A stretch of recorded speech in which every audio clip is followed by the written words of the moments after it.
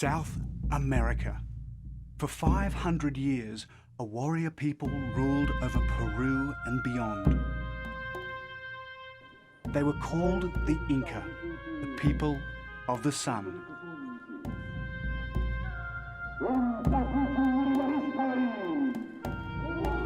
They built great cities like Machu Picchu, where they worshipped the sun and sacrificed virgins to their gods.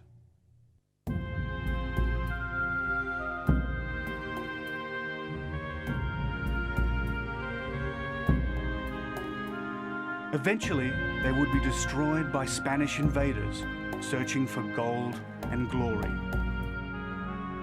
I'm here seeking a city perhaps even greater than Machu Picchu, one of many still lost in these jungles, where the Incas' history and perhaps their treasure lie undisturbed.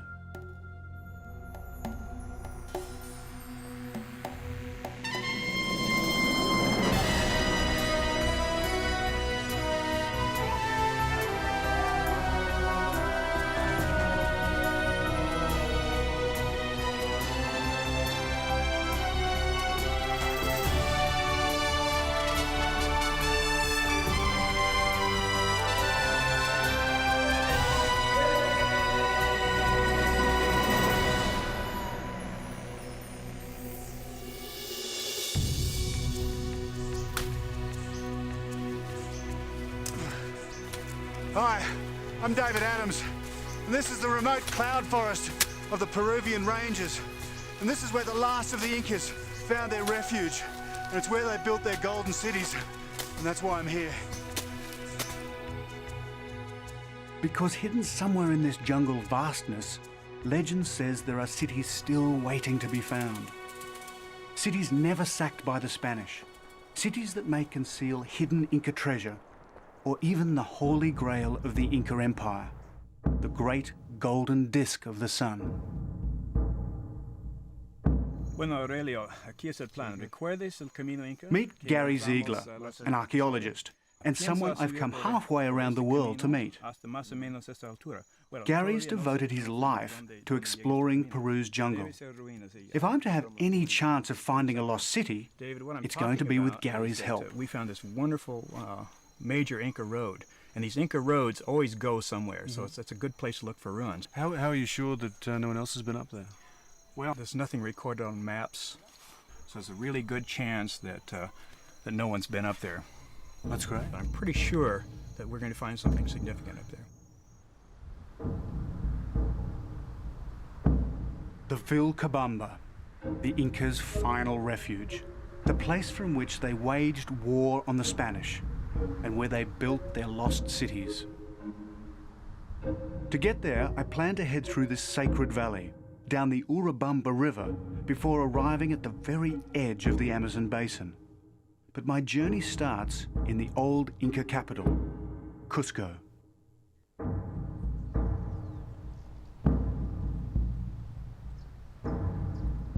In the late afternoon light, it's easy to imagine Cusco in its heyday, as the city of gold, so intoxicating to the first Europeans to see it.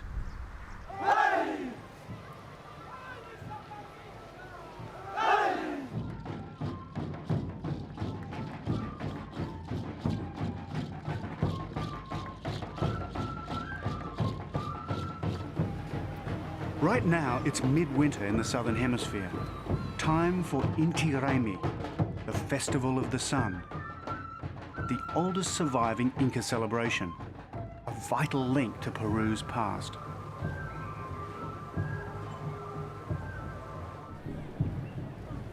Gary Ziegler's seen it all before, though. He couldn't wait, and so he's headed straight to the mountains. But I plan to take my time and get a feel for the people whose past I'm seeking. The sun set many years ago on the Inca Empire. But something of the spirit of the Incas lives on in music and dance. It's here in the people.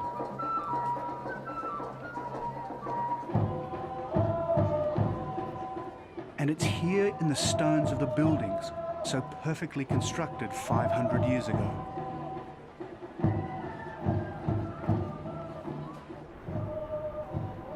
The sun was the Incas' supreme god, and the temples they built to worship it in were among the greatest pre-industrial buildings in the Americas. The most celebrated of all was the Coricancha, the fabled Temple of Gold. Well, these walls look pretty bare now, but once they were totally covered in gold right throughout the whole temple. And there were golden llamas and golden idols in these recesses, the like of which the world had never seen. In fact, the only 3 Europeans ever to see them were the ones who discovered them, and they also took most of it away. Part of what they took included 700 sheets of gold. Each one weighed 4.5 pounds. But the only thing they didn't take was the great golden disc of the sun.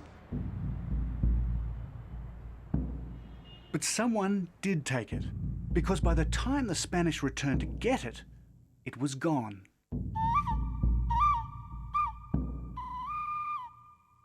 To this day, it's never been found. Its final resting place remains one of the world's great mysteries. Most likely, it's in the Vilcabamba, where Gary Ziegler's gone and where I plan to meet him in a week.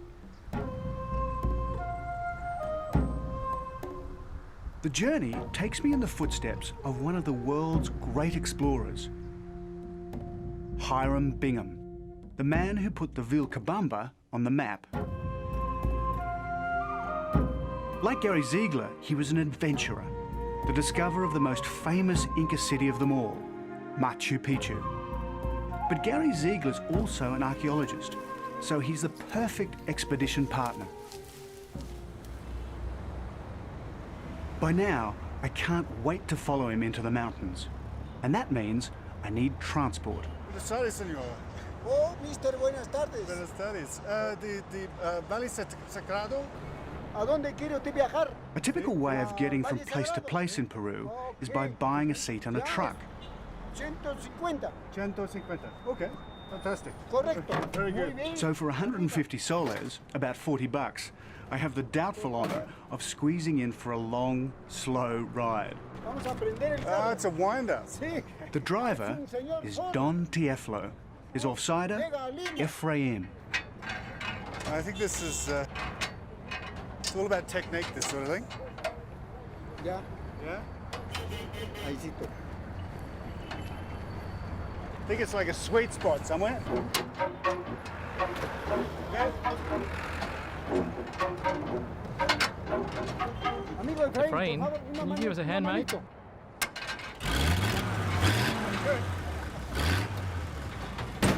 This may be one of the oldest trucks on the road, but no one knows that road better than Don Tieflo and Ephraim.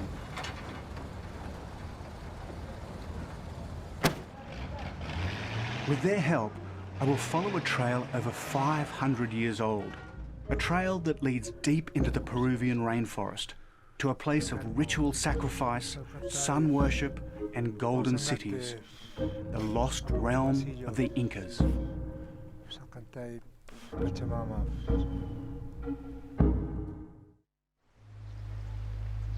The Incas believed they were the children of the sun, born on an island in Lake Titicaca.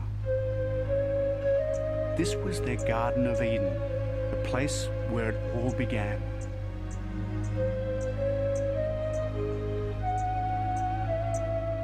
Where I'm going, though, is the place where it all ended. The place where the Incas made their last stand against the Spanish, and where they're supposed to have built their lost cities.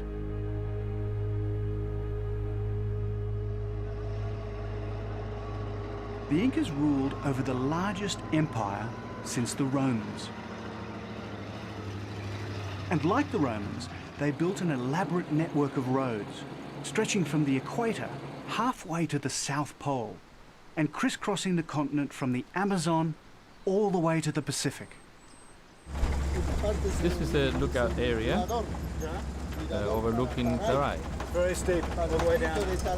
Don Tieflo might be right about keeping your eyes on the road, but sometimes it's easier said than done, because there isn't much of a road to keep your eye on.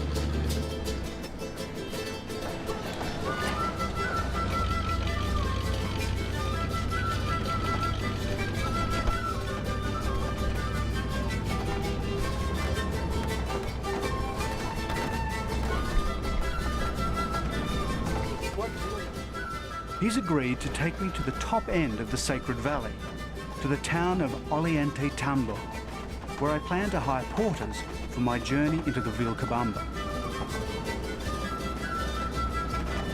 Mucho accidente, ¿eh? Yes, there have been many accidents. The road is full of sharp bends.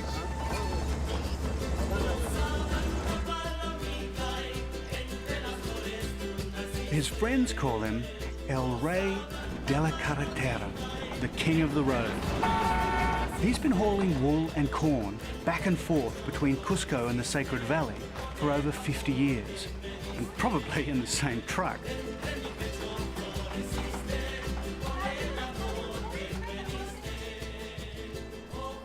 On a hillside near the ruins of Pizac, I get my first look at the Urubamba Valley, the Sacred Valley. Esta quebrada, este valle, pequeño valle, This gully along this small valley ends up in a creek which flows into a big river, Canota, the Vilcanota River, baja which goes down to the Sacred Valley of the Incas. Valle Sagrado de los Incas. I can't believe it's amazing that they built them by hand, yeah? Sí. Luego las andenerías. Then the terraces of the ruins of Pizac. Pisa. Acá tenemos la parte This más is the most grande, impressive, lo más grandioso, most lo más elaborate fino. section. La Forta? The Pizac Fortaleza Fort más fino. guarded what was the breadbasket of the Inca Empire. Rank upon rank of terrace gardens line the valley. When the Spanish first arrived, they were still planted with corn and potatoes that were the staple foods of the 15 million strong Inca nation. These days, most lie overgrown and ignored. In fact, Peru produces less food today than it did before the Spanish conquest.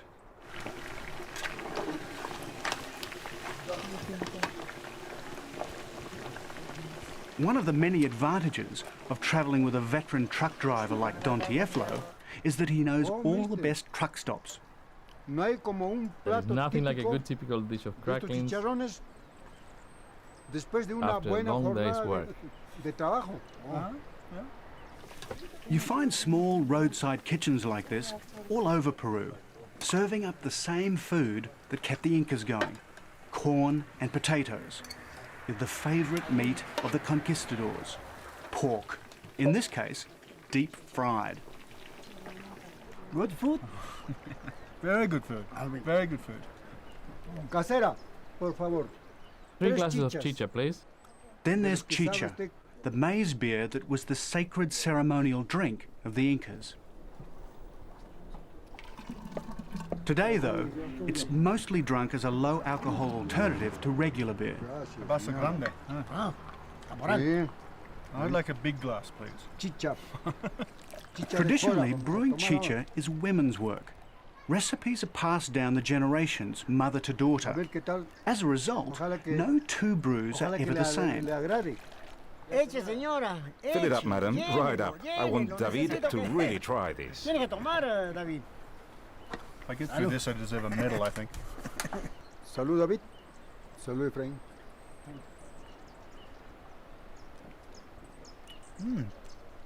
That's actually very good. ¿Qué tal? But they do all have three things in common: maize, water, and a magic La ingredient. chicha la preparan con jora. Uh-huh. Y las mujeres mastican un poco y ¡ta! Para que fermente.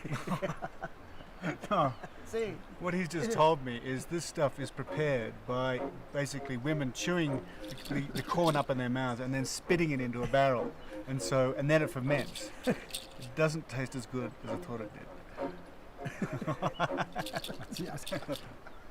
No, not for me. Oye, pues, ya pues toma. Salud. Toma, pues este hombre.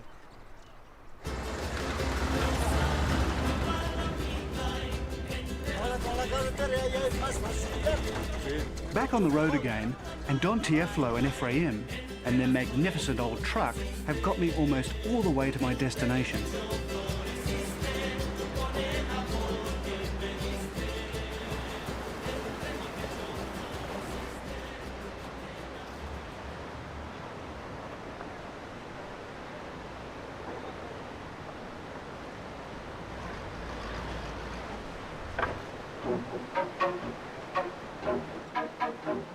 Of all places to stall in the Sacred Valley, this is probably the worst. Impossible to get off the bridge and impassable for traffic. And hand cranking this thing was never easy. For anyone. Crank it up faster, David. The Incas didn't have truck gods, of course. In fact, they didn't use wheeled transport at all. But if they had, I would have offered up a short prayer right now.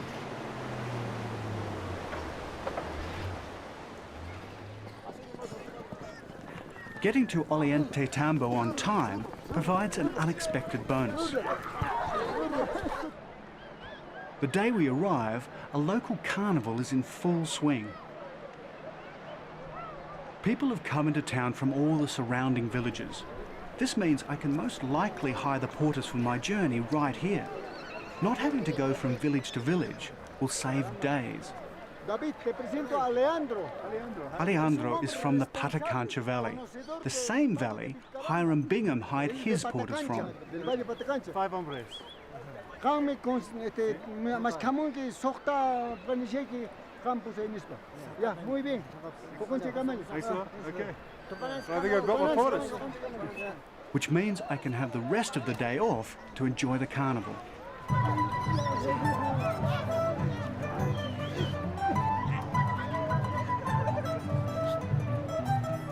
One of Peru's links to its past is the traditional dress of the Andean women.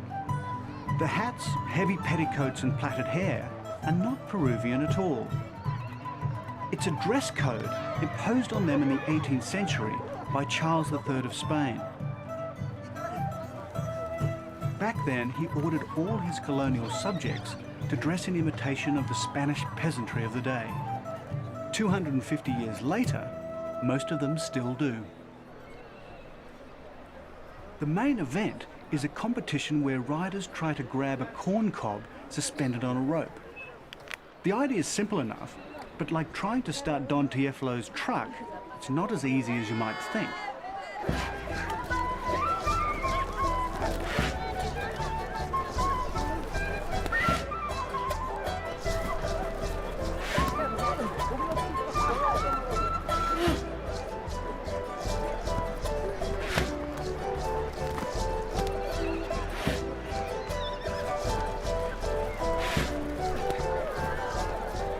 Beginner's luck, maybe, but not so lucky for the prize. No, thank you for you. Didn't quite bank on that. I don't think I'll be able to get chicken through customs. Thanks.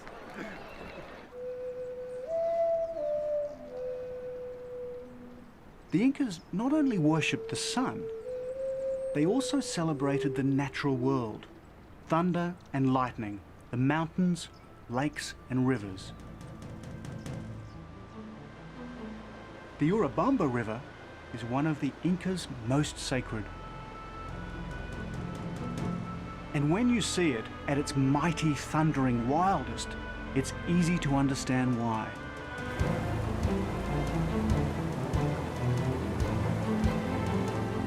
At yesterday's carnival, I met this man, Eric Arenas, and he's offered to take me to meet my porters downriver.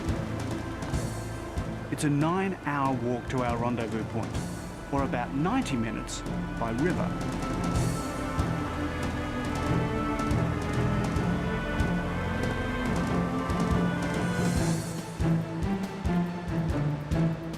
Trouble is, Eric's a former Olympian and Peruvian kayak champion, and I'm not.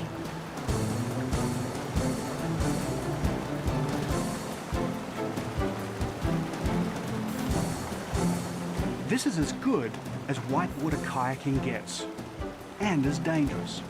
Get caught in the undertow on the wrong side of one of these rocks, and your kayak will snap in two, and so will you.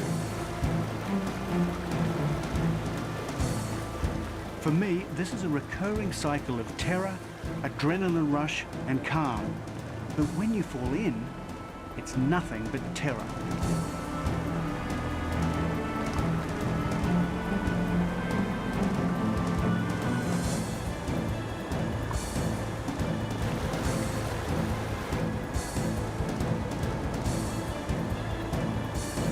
Time Time slows down, directions get confused. Fight a river like this, and you lose.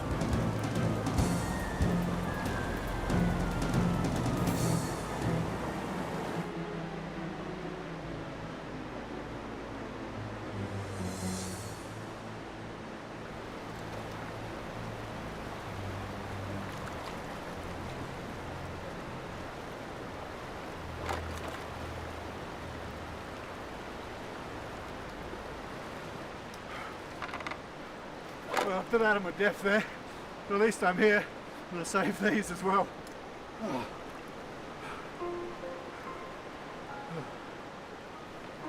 Rest can come later though. Tomorrow I climb to the roof of the Andes and find the first clues pointing to a place that's remained hidden from the world for over 400 years.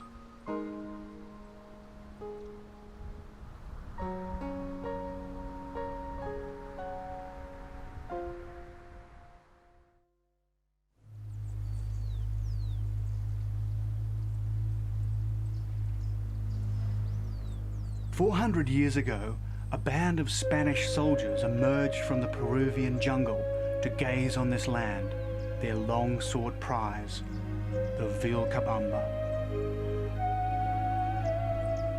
This was the rebel Incas' hideout, their last bastion against the pillaging Spaniards, the place they hid what was left of their gold and culture. I must go deep into this mountain stronghold, from the edge of the Sacred Valley through the high mountain passes of the Andes to Yurak Rumi.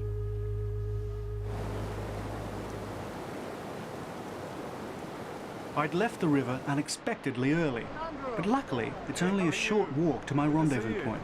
Sorry I'm late. Hola, ¿cómo está? Nice to see you. Me presento mi amigo David. Hey, pleased to meet you. Alejandro's friend is David Espejo, translator, shaman, and for the next 2 weeks, an invaluable source of information about all things Inca. Yeah, have you been waiting long? Not too much, you know, but we're just enjoying some drinks. And I'd love a beer actually. would you like to It's been join a long us? way. Let's go. True to his word, Alejandro has organised a small team of porters. These guys have spent all their working lives doing nothing but haul gear through the Vilcabamba. Even so, we're planning on going places even they've never been. Luckily though, Alejandro has organised us a mule skinner and guide called Juvenal Cobos, known as the Old Man of the Mountains. But before we go anywhere, coca. Just about everyone in the mountains chews these bitter-tasting leaves. So, how do you take this? Well, basically what you have to do is take the end on the leaves. Before you chew it, you just off the mother. Coca was sacred to the Inca, which is hardly surprising as it's a kind of wonder plant. It suppresses hunger and altitude sickness, relieves stomach aches. It even allegedly eases the pain of childbirth. But most of all, it provides energy. But the only thing this stuff doesn't do is give you a high. Despite being the same stuff that they make cocaine from, you'd have to actually eat about a ton of it just to get any narcotic effect. It's more like coffee. It just gives you a good buzz when you're up in the mountains. It's said that by chewing coca, Inca messengers could run 150 miles a day. We're planning a much more modest 10 miles.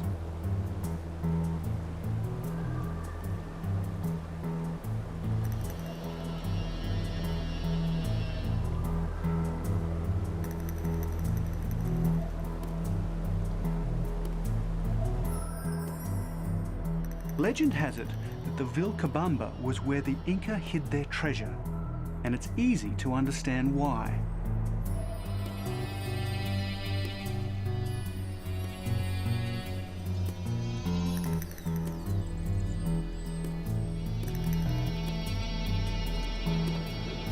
It's not just that it's a long way from anywhere, it's also the crippling combination of the terrain coupled with the altitude.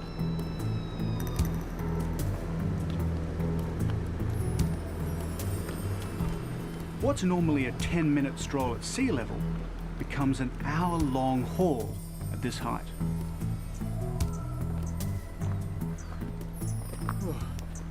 When Hiram Bingham first came up here, he was an absolute amateur, and so it really hit him hard. We're nearly at 10,000 feet, and he'd be stopping every 50 feet. Well, I can understand why. It's a pretty hard slog up here.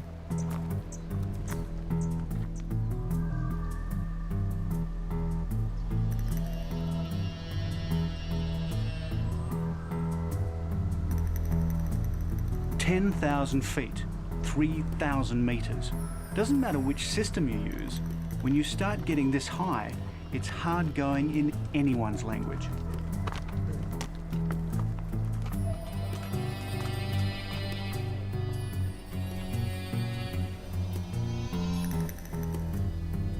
The Andes Range is the longest mountain chain on Earth.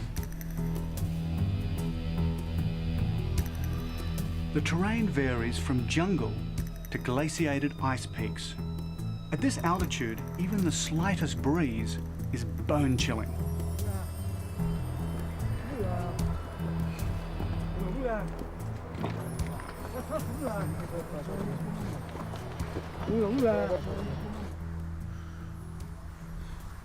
It's getting cold up here, you know? You know, we have a saying here in the Andes. Yeah, what? Sasanke nyam purinapa kashan. What does that mean? Whatever goes up keeps on going up. What do you think? Man, I'm just going to be happy when we start going down. Sadly, that's still a long way away.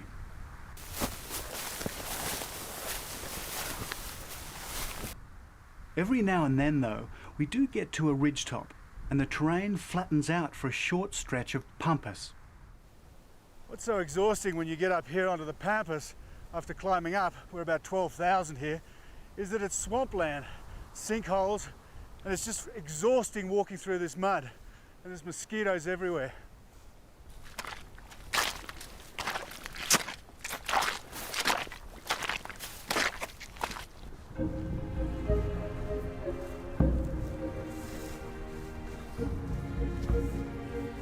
But where there's water, there's often an Inca site, because a reliable water supply was an essential requirement when the Incas were looking for places to build their cities.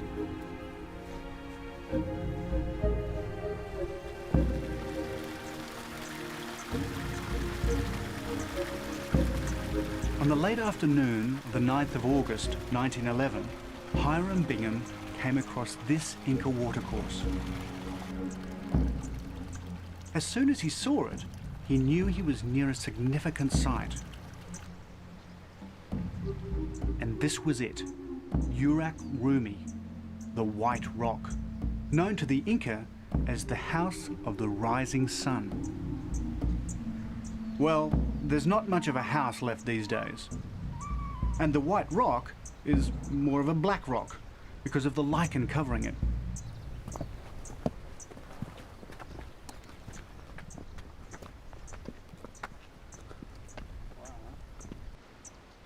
The Inca believed certain mountains, springs, caves and rocks were all endowed with magical significance. Like shrines along a pilgrimage route, Urak Rumi was one such place. Why was it so important to the Incas?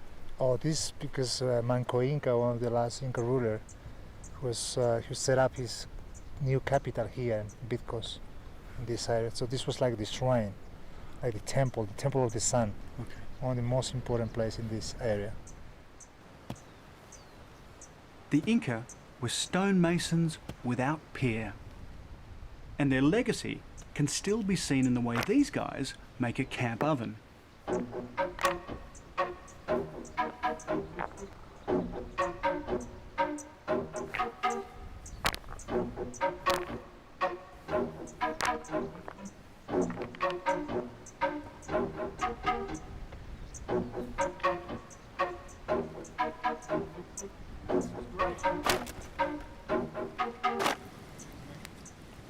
The idea is to light a fire inside, heat the rocks until they're ready to explode, then throw in your potatoes, collapse the stones, and put on your meat.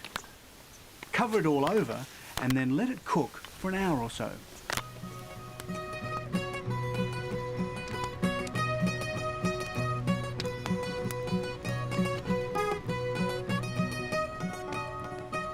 But not all cooking is done in the oven. Spit roasting is the preferred way of preparing the most traditional of all Andean meats, guinea pig.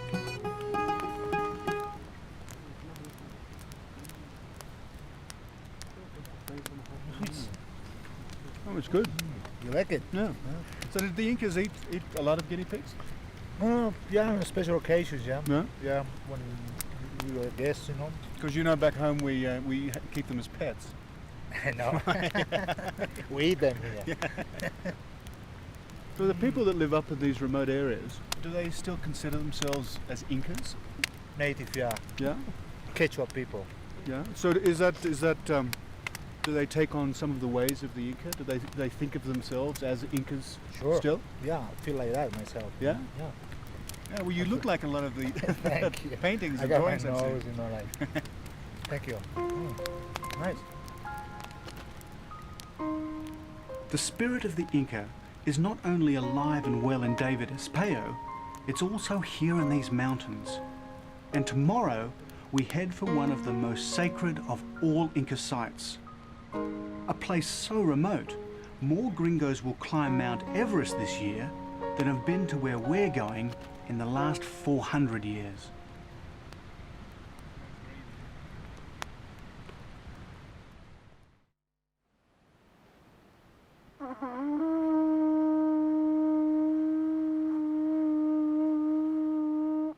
High on a mountain plateau in the Peruvian Andes, a ceremony to greet the dawn, unchanged since the time of the Inca.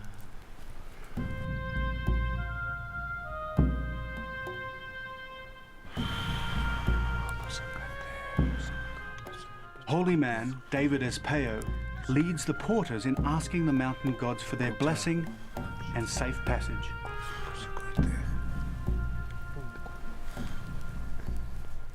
Today we must climb to one of the most sacred of all sites in the Vilcabamba, Inca Wase. But first, we present gifts to the mountains, and the nature of our destination demands only the most powerful offerings. A piece of guinea pig skull, llama fetuses, amulets in the shape of humans, and herbal alcohol. Its potency is increased by being offered in a shell carried to the mountains all the way from sea level.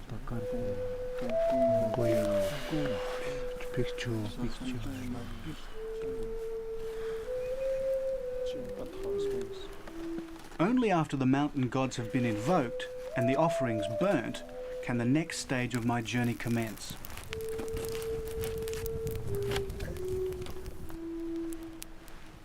Pachamama.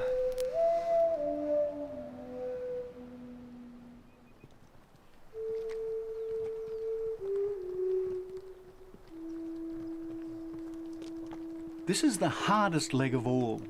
Trekking high in the cold thin air, we must pass through the cloud line on our way from Yupanka to Inca Wase, perched high in the Puncuyoc Mountains.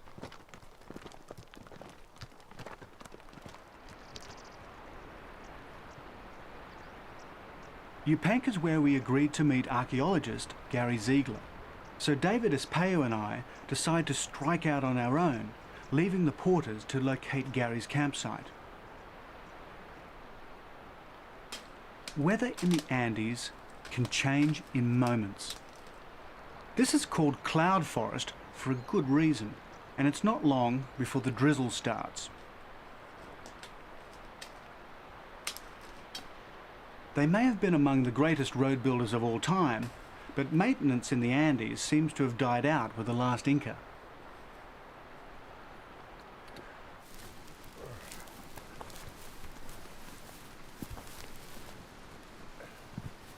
Well, believe it or not, this was once an Inca road. But over 400 years, these things have all collapsed. So a lot of the time you just have to go straight up the hill.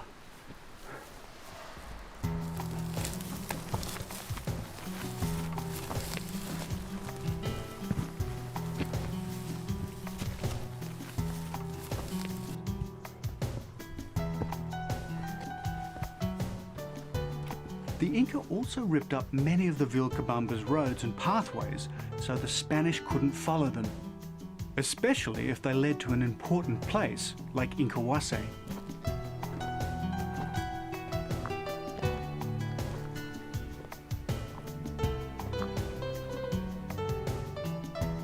Our first glimpse. It's still 3 hours away across a mist-filled valley, but in view at last. For the Incas who tried to recreate their empire in the Vilcabamba, this was their equivalent of the Vatican, their Mecca. The place where the last of the Incas kept their most holy relics. Hidden in the clouds 4,000 meters above sea level, 13,000 vertical feet of rugged terrain has protected this most sacred of sites for centuries.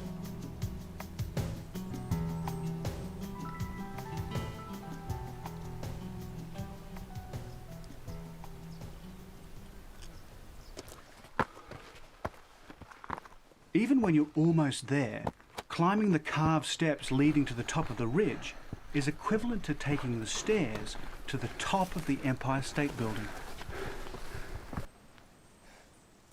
So what 6 was this? hours after leaving the This was a porters, temple. we finally It was arrive. built up right And after right the on Spanish cue, landed in this the sun country. comes out. And this is where they think the golden disc of the sun came? Looks like Yeah. this looks like a place here. I mean, Incahuasi is a No one testament noticed to the this. decline and fall of the Inca Empire. it's one of the highest, in the Vilcabamba mountain range.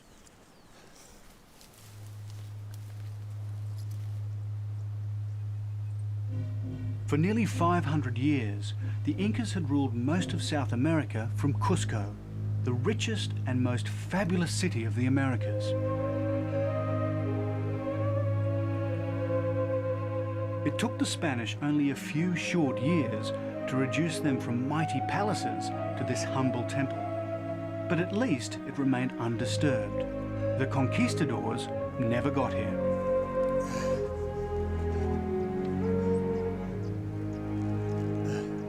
It doesn't surprise me that the Spanish didn't get up here. Their horses couldn't have walked up, and with all that body armour, it would have been impossible. It also doesn't surprise me that Bingham didn't get up here, because it really is a hell of a hike. What is surprising is that the Incas got up here at all and built this place.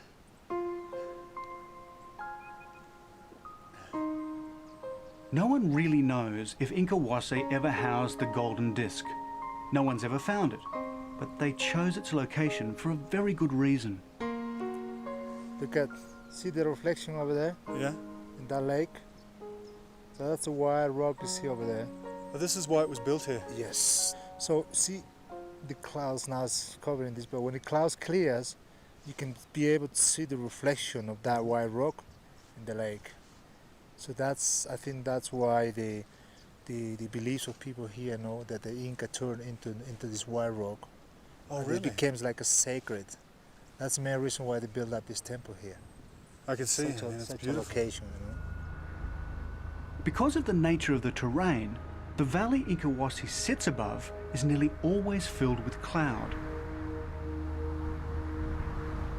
However, it generally clears for a short while around midday. When it does, you can see a tiny lake reflecting the white stone outcrop. To the Inca, this was sacred geography at its most potent.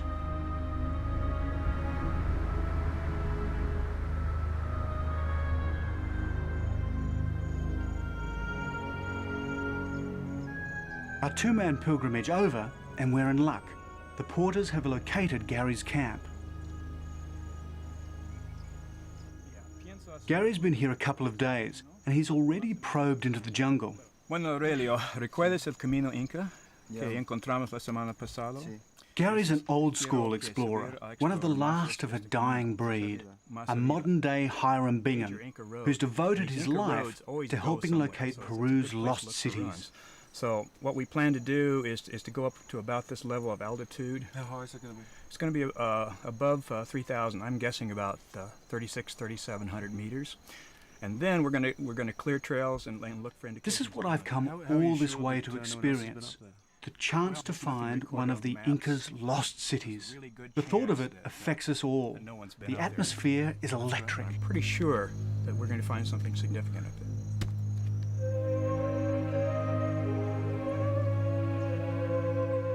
And find something we did, like Hiram Bingham 90 years before us. We're about to hack our way through some of the densest jungle on Earth and enter another of the Inca's lost cities.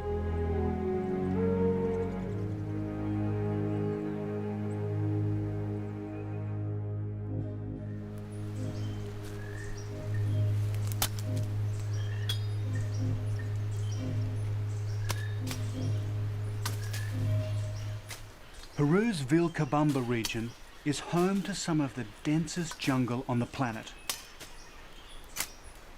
This is the domain of the puma, the scorpion, and the deadly bushmaster viper. But right now, they're the least of my worries. One of the things about travelling in this jungle is all the bugs that get you.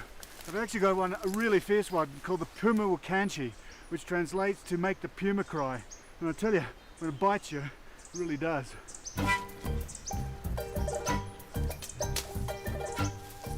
I'm on my way from the Puncuyoc Mountains to Les Esparta in central Peru. But before we can go anywhere, we must cross the sacred Vilcanota River. Here we go, guys. Now this river is full. The Vilcabamba is cut off on all sides by rivers. That's what made it such a perfect stronghold for the Inca. Okay, I'm going out over the edge. Okay. I'm out. Gotcha. Oh, And while getting across is one thing, getting out is quite another. good.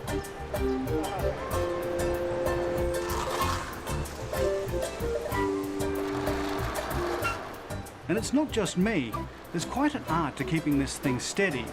On dry land, the porters are as sure-footed as they come, but even they find the river crossing challenging.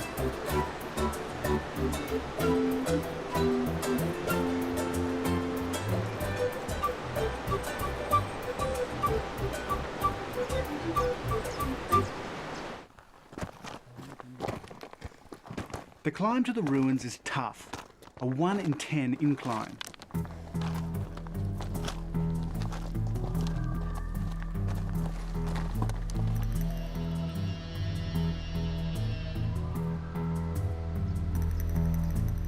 Pack a trail out here one day, and 6 months later, it's gone, reclaimed by the jungle. Little wonder cities and temples still remain hidden from view.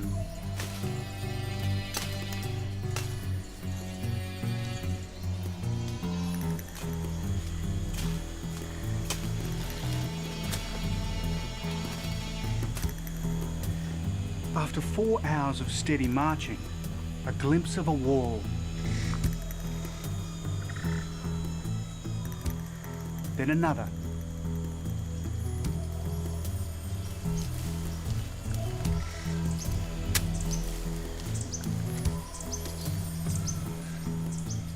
Then a watercourse. And suddenly it seems as if the jungle is cloaking buildings everywhere.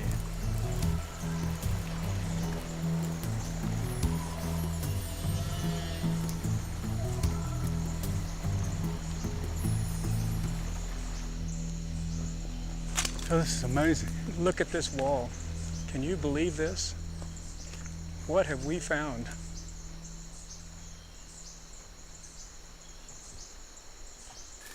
In amazement, we push forward through the overgrown streets and into buildings long ruined.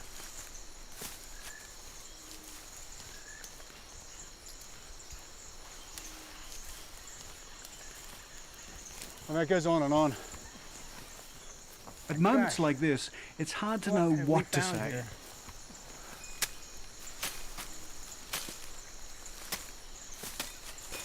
David, look at this window. This is definitely Inca. It keeps going.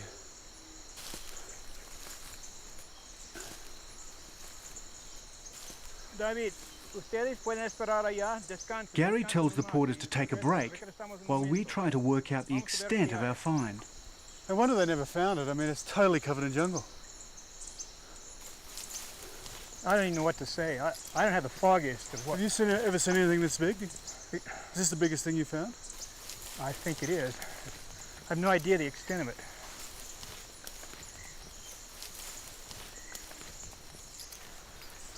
Okay, look at this view. Wow. That's the Vilcanota River. This is typically Inca. Well, because they build on views like this. Yeah, the river was one of the most sacred objects. The Vilcanota was the Vilcamayu, the earthly representation of the Milky Way. One of the most important things to the Inca. This is really overgrown too. This could well be a temple to the river. And I'll bet, up in the clouds, I'll bet we're looking exactly at the ice peak Veronica, which was also very important. So this could be a really major find. Yeah.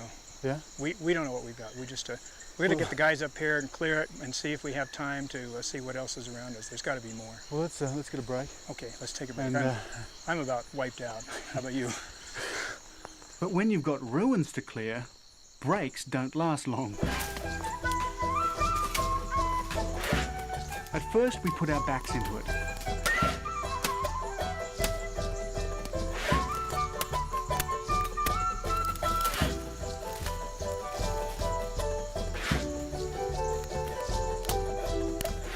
Then, as the worst of the undergrowth is cleared, we ease up, being careful not to damage anything.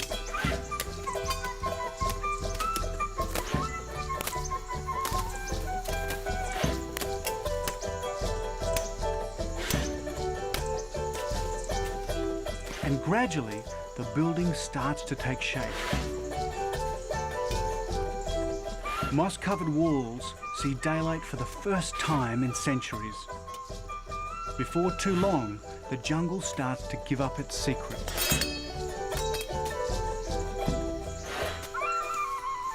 Vamos a ver la distancia de este muro.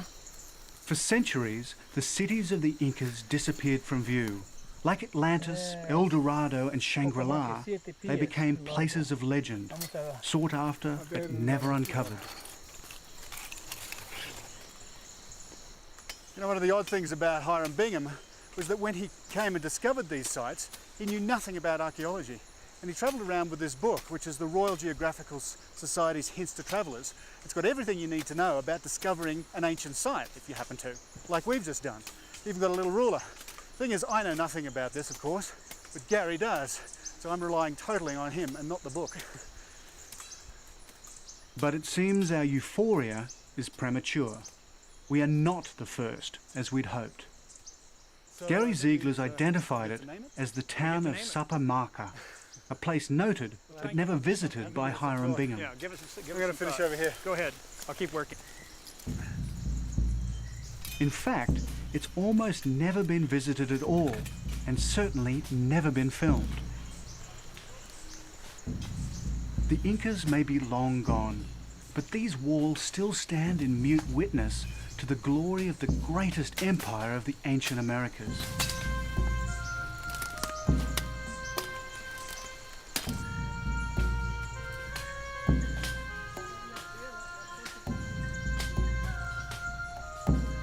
I wonder what may lie hidden and forgotten here. Lost gold? The sweat of the sun, as the Incas called it? Maybe even the golden disc itself.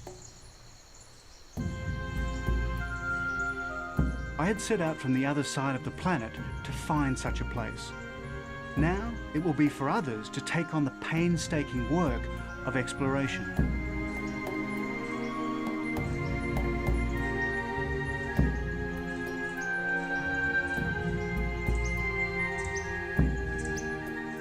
One day I'll come back, when Gary Ziegler and others have pried its secrets from the stones.